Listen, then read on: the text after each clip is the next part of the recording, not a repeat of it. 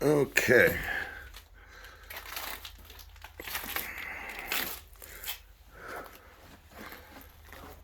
So we had to reset this one. This is the feed for the third floor mechanical room where the furnace is. And it was just a nightmare in here trying to get it to go where we wanted it to go. And again, with the old house, the problem is you're better off using a level.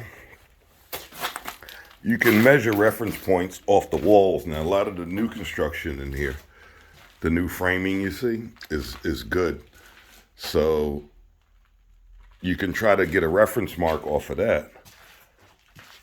But when you hit these joists, and we were talking about this videos ago, they're not all the same. Some are lower, some are higher. I mean, I could actually show you in the video. We did this before. And all of a sudden one will jump up an inch or whatever. So it's kind of painstaking, but what you can do is just lay it out and keep at it until you find a happy spot. So this was put in.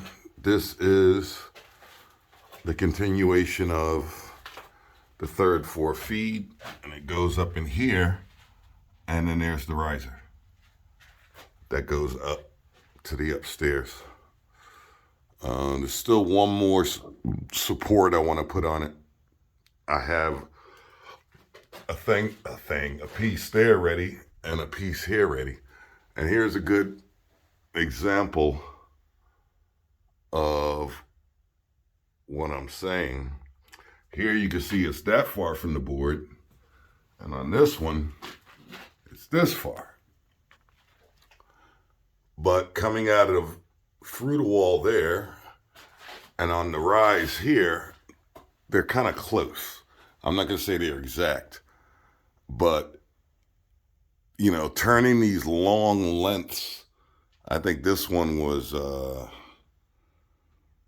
don't remember now, not 14 feet, it was 177 inches, something like that.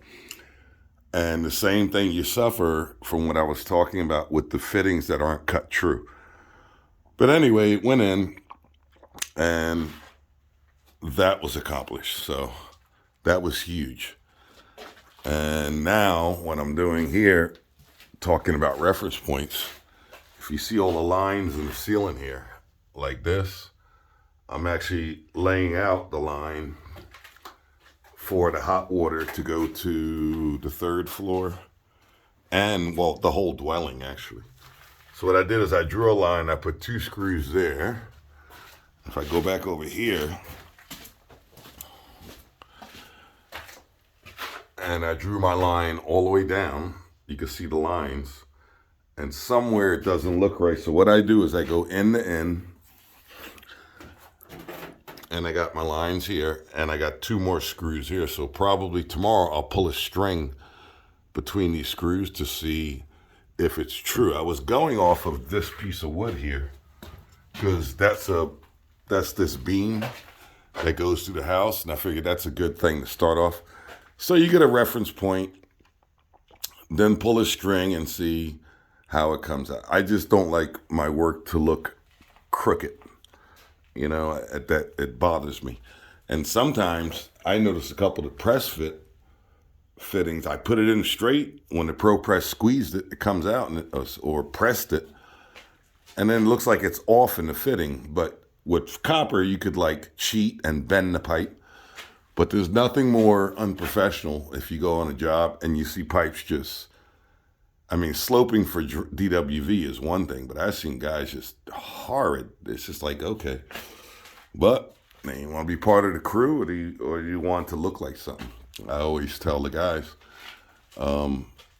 you know, there a lot of saying I hear sometimes, well, it's in there. Yeah, but it looks like Chalif. It's in there, then you are in the group with all the rest of the guys who say it's in there. And if you want your work to stand out, take your time, make it look good. Of course, it has to be functional, but don't just throw it up. I mean, they can get anyone to just take a hammer and nail and have at it.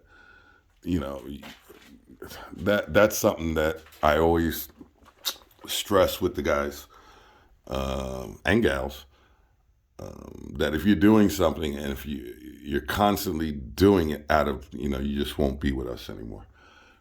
I have had new guys and gals who start and they correct their bad habits. Some just refuse, and no, it's not happening. So anyway, there you go.